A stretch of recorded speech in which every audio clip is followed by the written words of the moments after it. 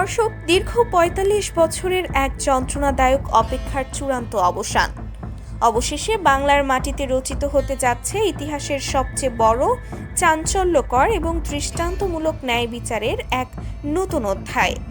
গতকাল রাতে যখন পুরো দেশ দিনের ক্লান্তি শেষে ঘুমানোর প্রস্তুতি নিচ্ছিল, ঠিক তখনই হঠাৎ করে দেশের সব কটি টিভি চ্যানেল এবং সামাজিক যোগাযোগ মাধ্যমে সরাসরি সম্প্রচারে আসেন বর্তমান প্রধানমন্ত্রী তারেক রহমান। তার চোখে মুখে ছিল এক অন্যরকম দৃঢ়তা, আর কণ্ঠে ছিল দীর্ঘ ৪.৫ দশকের জমে থাকা এক চাপা কষ্ট এবং ক্ষোভের দাবানল।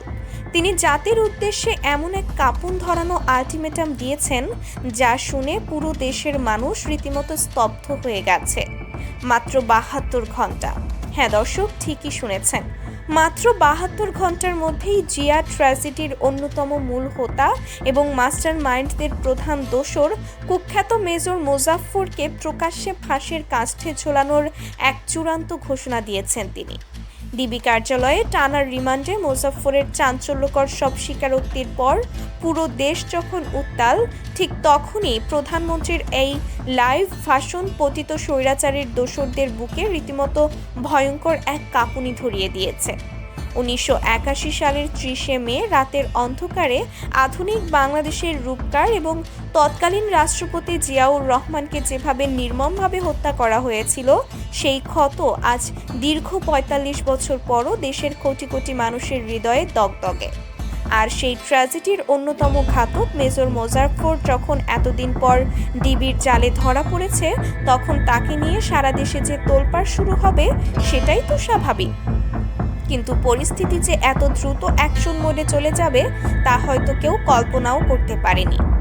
লাইভ ভাষণে প্রধানমন্ত্রী তারেক রহমান অত্যন্ত কঠোর ভাষায় বলেন, দীর্ঘ ৪৫টি বছর এই জাতি এক নির্মম সত্যের অপেক্ষায় ছিল।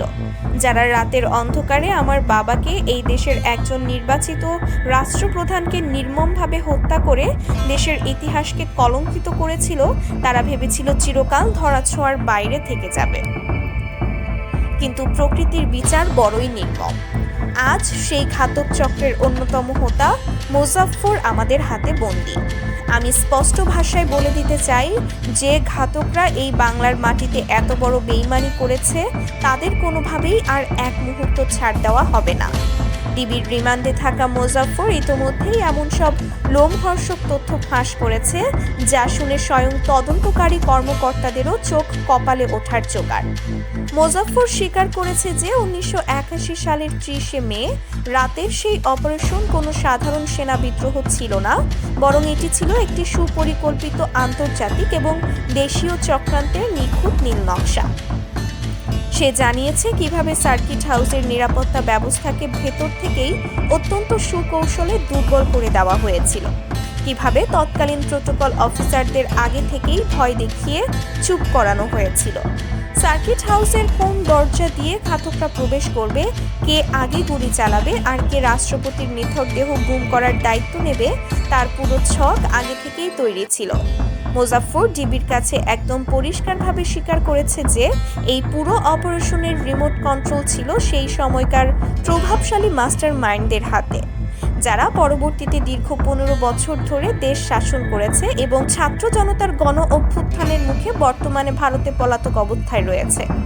মোজাফফরের এই স্বীকারোক্তির পরই প্রধানমন্ত্রী তারেক রহমান বজ্রকণ্ঠে ঘোষণা করেন, আমার বাবার রক্তের সাথে এই দেশের কোটি কোটি মানুষের আবেগের সাথে যারা বেইমানি করেছে, তাদের জায়গা এই বাংলার মাটিতে হবে না। ডিবির জেরায় মোজাফফর ইতোমধ্যেই সব সত্য কবুল করেছে। সে পরিষ্কার করেছে কিভাবে পেছনের মাস্টার মাইন্ডের ইশারায় চট্টগ্রাম সার্কিট হাউসে সেই ভয়াল মরণ ফাঁদ পাতা হয়েছিল।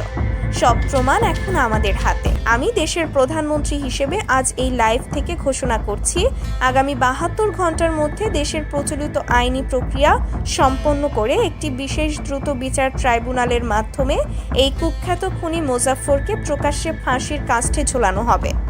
এই ৭২ ঘন্টার মধ্যে কোনো আপিল, কোনো টালবাহানা বা কোনো আন্তর্জাতিক চাপ সরকার তোয়াক্কা করবে না। বাংলার মাটিতে বাংলার আইনেই এই বেইমানদের দৃষ্টান্তমূলক শাস্তি কার্যকর করা হবে, যাতে আগামী ১০০ বছরেও কেউ এদেশের সূর্য সন্তানদের গায়ে হাত তোলার সাহস না পায়। প্রধানমন্ত্রীর এই ঘোষণার পর মুহূর্তের মধ্যেই পুরো দেশের আনাচে কানাচে এক বিশাল আলোড়ন সৃষ্টি হয়েছে। গভীর রাতেও ঢাকার রাস্তায় নেমে আসে হাজার হাজার মানুষ। চায়ের দোকান থেকে শুরু করে পাড়া মহল্লায় সাধারণ মানুষের মুখে এখন একটাই আলোচনা, অবশেষে বাংলার মাটিতে প্রকৃত ন্যায় বিচার প্রতিষ্ঠিত হতে যাচ্ছে। সাধারণ মানুষ বলছে, যারা ক্ষমতার দম্ভে এতদিন জিয়াউর রহমানের নাম এদেশের ইতিহাস থেকে চিরতরে মুছে ফেলার ষড়যন্ত্র করেছিল, আজ তাদের দোসররাই বিচারের কাঠগড়ায় থরথর করে কাঁপছে। অনেক বয়স্ক মানুষ যারা 1981 সালের সেই কাল রাতে কেঁদে ভাসিয়েছিলেন, আজ তারা রাস্তায় নেমে আনন্দাশ্রু ফেলছেন। তারা বিশ্বাস করেন মোজাফফরের এই ফাঁসি শুধু একজন অপরাধীর শাস্তি নয়, বরং এটি হবে বাংলাদেশের রাজনৈতিক ইতিহাসে এক নতুন যুগের সূচনা। দেশের তরুণ সমাজও এই ঘোষণাকে স্বাগত জানিয়েছে। তারা বলছে, 15 বছরের ফ্যাসিবাদী শাসনে যারা বিচারের নামে প্রহসন করেছে, আজ তাদের আসল রূপ জাতির সামনে উন্মোচিত হয়েছে। প্রধানমন্ত্রী তার ভাষণে আরও স্পষ্ট করে দিয়েছেন যে এই ফাঁসি শুধু মোজাফফরের জন্যই নয়, বরং এটি হবে সেই সমস্ত মাস্টার মাইন্ডদের জন্য এক চরম সতর্কবার্তা, যারা পর্দার আড়াল থেকে দেশের সূর্য সন্তানদের হত্যার ছক কষেছিল। তিনি অত্যন্ত কড়া হুঁশিয়ারি দিয়ে বলেন, প্রকাশ্যে এই ফাঁসি কার্যকর করার মাধ্যমে আমরা পুরো বিশ্বকে এবং বাংলার প্রতিটি ঘরে ঘরে এই বার্তা পৌঁছে দিতে চাই যে অন্যায় করে এই দেশে আর কেউ পার পাবে না। যারা আজ দেশের বাইরে পালিয়ে গিয়ে নিজেদের নিরাপদ ভাবছেন, তাদের মনে রাখা উচিত, এই বাংলার মাটি বেঈমানদের কখনোই ক্ষমা করে না। রাজনৈতিক বোদ্ধারা বলছেন, প্রধানমন্ত্রীর এই 72 ঘন্টার আলটিমেটাম আসলে কোনো আবেগের বশবর্তী হয়ে দেওয়া ঘোষণা নয়। এর পেছনে রয়েছে সুনির্দিষ্ট আইনি ছক এবং ডিবির হাতে আসা অকাট্য সব প্রমাণ। ডিবির ডিম থেরাপিতে মোজাফফর যে তথ্য দিয়েছে, তা দিয়ে খুব সহজেই পেছনের গডফাদারদের আন্তর্জাতিক আদালতের কাঠগড়ায় দাঁড় করানো সম্ভব। সে স্পষ্ট জানিয়েছে 1981 সালের সেই 13 দিনের মাস্টার প্ল্যানের পেছনে আসল গডফাদার কে ছিল, কিভাবে নিখুঁত ছক কষে নিরাপত্তা বলয় ভেঙে ফেলা হয়েছিল এবং কেন রাষ্ট্রপতির নিথর দেহ গুম করার মিশন তাকে দেওয়া হয়েছিল। তার প্রতিটি কাঁচা হিসাব সে এখন ডিবির কাছে উগরে দিয়েছে। আর এই অকাট্য প্রমাণ হাতে পাওয়ার পরই প্রধানমন্ত্রী তারেক রহমান এই চূড়ান্ত অ্যাকশনে যাওয়ার সিদ্ধান্ত নিয়েছেন।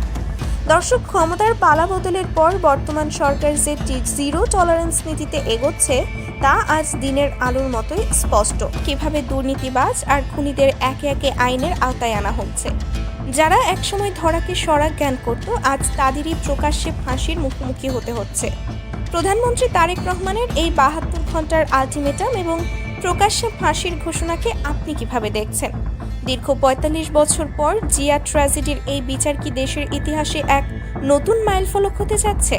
মোজাফফরের ফাঁসির পর কি এবার ভারতে পলাতক সেই মূল মাস্টার মাইন্ডদের দেশে ফিরিয়ে এনে বিচারের মুখোমুখি করা হবে? আপনাদের অত্যন্ত সুচিন্তিত, তীক্ষ্ণ এবং বিশ্লেষণমূলক মতামতটি অবশ্যই নিচে কমেন্ট বক্সে লিখে জানাবেন।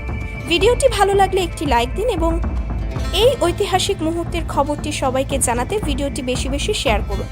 দেশের রাজনৈতিক অঙ্গনের এমন সব চাঞ্চল্যকর ও এক্সক্লুসিভ খবর সবার আগে পেতে চ্যানেলটিতে সাবস্ক্রাইব করে পাশে থাকা বেল আইকনটি বাজিয়ে রাখুন। সত্যের পক্ষে থাকুন, ন্যায়ের সাথে থাকুন। আল্লাহ হাফেজ।